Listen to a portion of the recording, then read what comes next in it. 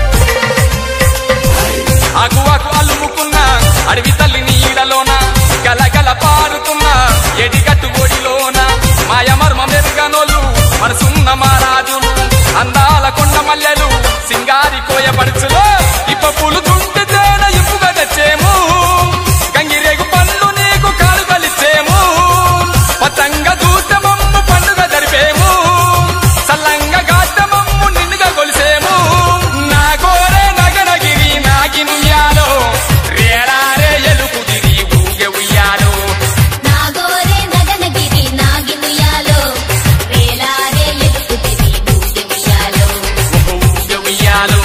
How